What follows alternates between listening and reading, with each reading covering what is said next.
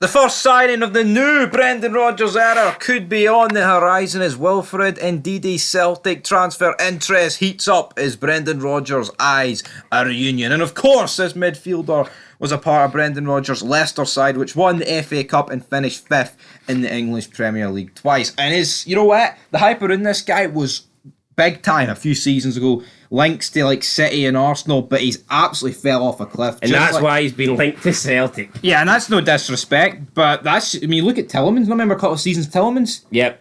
You've got like Vardy. I mean, obviously Vardy's more age. Jose Perez as well. He's kind of off a cliff playing in Spain these days. Well, that's normal. When Leicester are performing well and competing for top four, then their players are just going to be naturally linked with better moves. Now that they've been relegated, it's like, who wants to sign those bunch of failures? Well, I'll tell you who does want to sign them. It is Brendan Rodgers. And before we talk about the potential transfer and if whether or not we think Ndidi would be a good fit for Celtic, I think straight off the bat with this first piece of transfer news, you can see the difference between Brendan Rodgers and Ange Postecoglou. Yeah, absolutely. This is a big English Premiership move, not a J-League manoeuvre as well. And that's where I prefer Ange. I think Ange just had a better knowledge in these different markets. I think he was able to go in and attract players that no one had heard of, and he'd bring them over and they were really good. And I just don't feel like Rodgers has that. And I think you can say the same about Bale as well. Although lately Bale has been linked to players that are outside of the Championship. But previously, before that, I mean, it was Bale signing... It was him signing Cantwell and looking for the other Norwich guy. Raskin played in the Championship, didn't he? Don't know, did he? No. But my point is like, I feel like those kind of managers, just their go-to transfer is like the English Championship or lower league Premier level clubs. What I liked about Ange Postecoglou was that he very rarely... I mean, you could argue he bought James McCarthy, but I'm going to say he didn't sign him. No. I'm going to say that wasn't an Ange Postecoglou signing. He might have put his wee signature on it, to get it over the line, yeah, but he didn't want it. And he brought in Carter Vickers. That was probably the only high-profile signing that he got from England. Everyone else he was signing from abroad, and I believe that just like that, you can sign a maybe better quality player for a cheaper price. Well, let's look at Celtic signed the Jetty, 5 million, doing the shitter because he was from West Ham. That's just the way it goes. But, I mean, you look at what Ange Postecoglou brought in Hatate for, there's no way that Celtic would get Ndidi for the same sort of wage if this move's pulled off. No, and if you look at this, right, so obviously he joined Leicester for Genk in 2018 at 17 million. But since then, like I said, his price went up big time. But obviously, this season, maybe a bit end of the 2021-22 season as well, his price has been down. But let's be real, guys. He's not scored a goal in his last 5 seasons. I know, but he's a CDM, for God's sake. Right, he is a very... he's a physical player. Would he be able to do a job in Scotland? Absolutely. I don't see why not. It'd be something different in that Celtic midfield because he's a big guy. You look at the Celtic midfield, it's very technical. This guy's not really technical. It's kind of like the opposite. So I think he would suit more in Europe, personally. But let's be real. Bring him in, who drops out. But right, he's got a year left on his deal. They signed him for 17 million. How much do you realistically think Leicester would want for this guy? Are Celtic really going to spend 8 million on a guy who's got a year left? I don't see Celtic getting him for the simple fact is I think there'll be other Premier League clubs that are willing to spend a hell of a lot more on Ndidi than Celtic are. True, but what about the Brendan Rodgers factor? That could be a factor, but at the end of the day, I mean, Brendan Rodgers can't compete financially with other teams.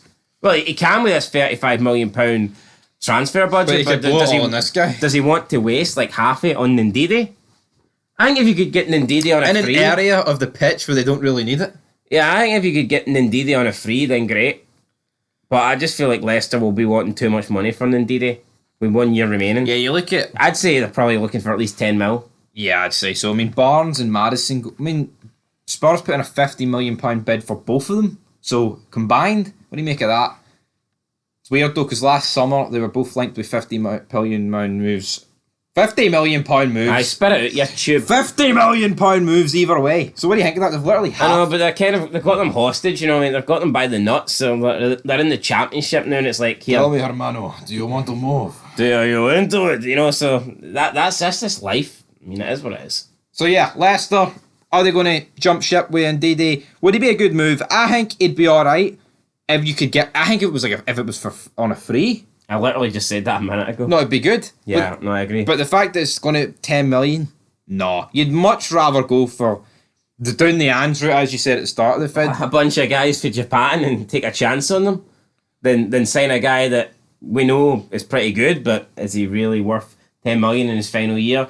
And I believe that to come to Celtic, he'd probably want to be possibly the highest paid Celtic player at the club. Probably. Yeah, I'd say he'd be on a massive amount at Leicester. Because I'm going to assume he got a new contract at some point at Leicester. And like I said, if there is other clubs in the Premier League that are willing to sign Ndidi, that are willing to pay for Ndidi, you've got to factor in the wages too. There'll be clubs in the Premier League that can just offer Ndidi more money than Celtic can. Yeah, exactly. So, I mean, he can have the Brendan Rodgers link. I don't see this move happening. No. A good move for Celtic if they got it, but just for financial reasons. What actual positions do you think Celtic need? Goalkeeper, possibly a centre back. I mean, Greg Taylor's been good, but I mean, I think if you want to go to the next level, maybe you look to replace him. That might sound harsh, but that is just my opinion. Bring Kieran Tierney back. I think they need another. Don't think that's going to happen, but I think they need a winger. On the right side? Well, whatever side Jota doesn't want to play on. So, I mean, right That side, damn it. So, yeah, he's gave his thoughts. Yeah, I think centre-back or goalkeeper. Especially goalkeeper. But how much money are Celtic? I mean, after Barkas, how much money are they really going to spend on a goalie these days? Let's be real. They don't want to do that again. No, I wouldn't be surprised if we see Celtic go down the kind of Rangers route where they just look to sign a guy that's out of contract, like a Jack Butland.